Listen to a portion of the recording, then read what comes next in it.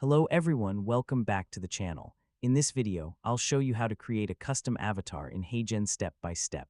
First, open your browser and go to the HeyGen website.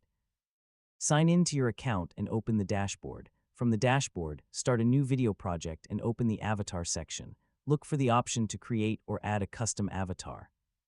Depending on the available options, HeyGen may guide you through a setup process where you can provide the required information or record the material needed to create your avatar. Follow the instructions carefully and make sure your recording has clear lighting, clean audio, and a suitable background. This can help produce a better quality avatar. After completing the required steps, submit the information and wait for HeyGen to process your custom avatar.